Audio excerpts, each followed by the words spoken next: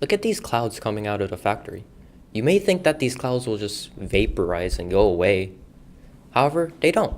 They actually mix in with the clouds up there and come down as rain, like so. How does this happen? We'll explain the entire process in this documentary, so stick around.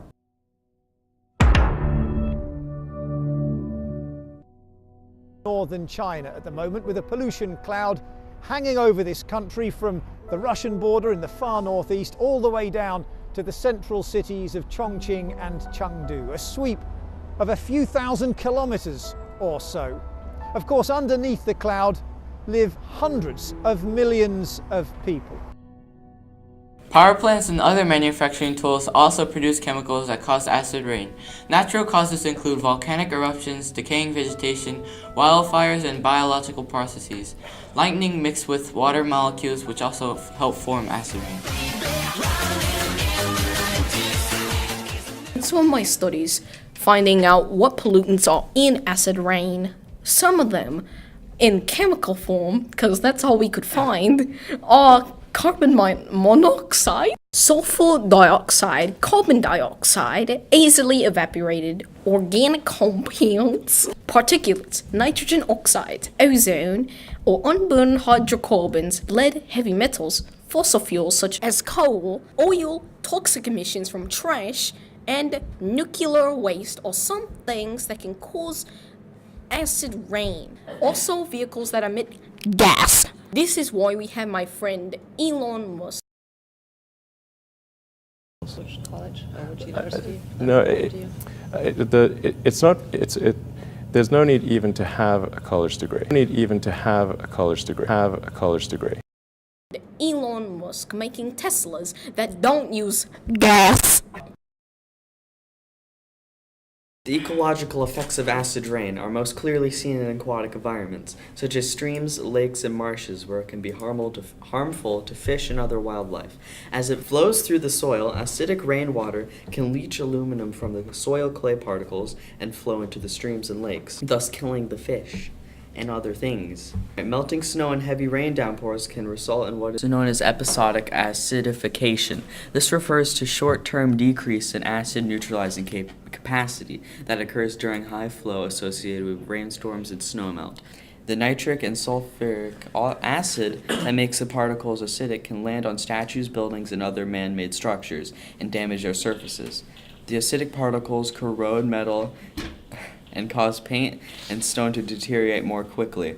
The consequences of this damage can be costly.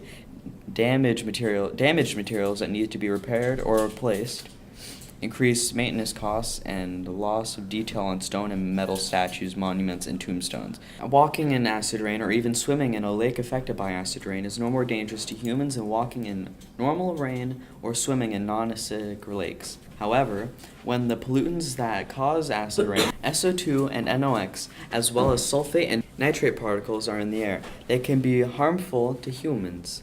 SO2 and NOx react in the atmosphere to form fine sulfate and nitrate particles that people can inhale into their lungs.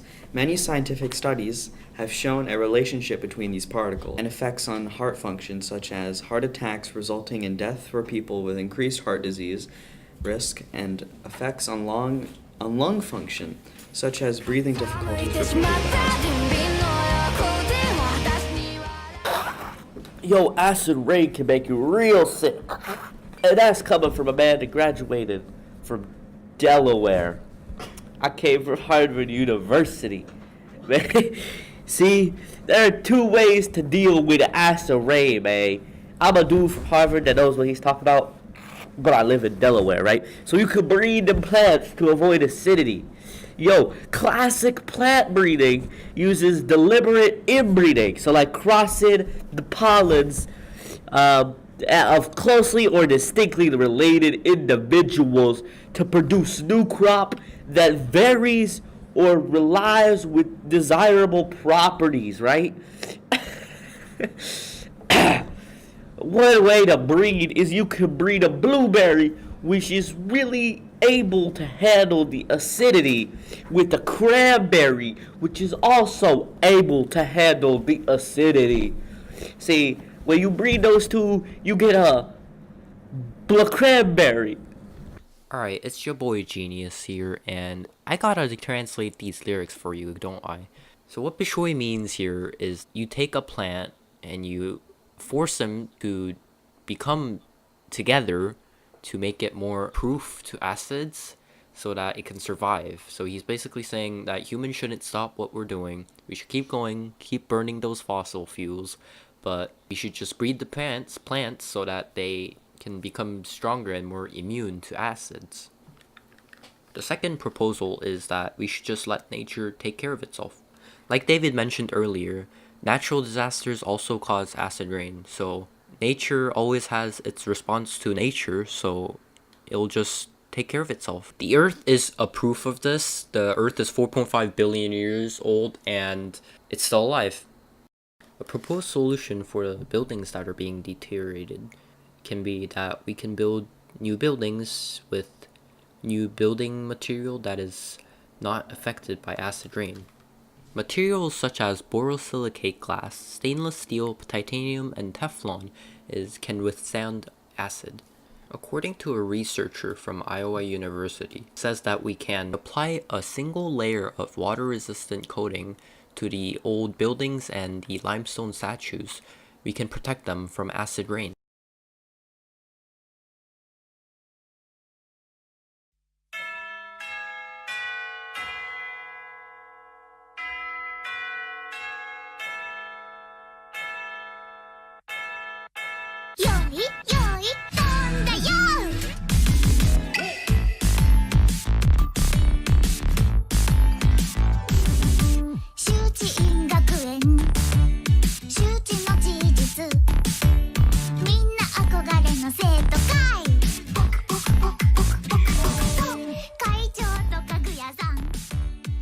Sweet potato square.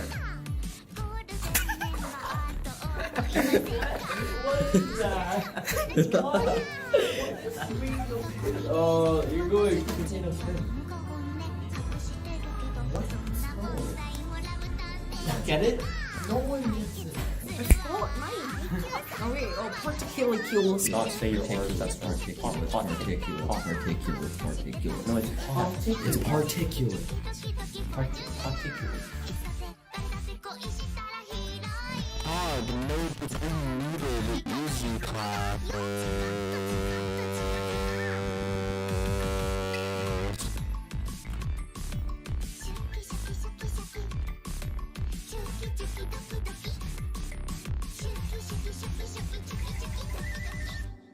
森おかえり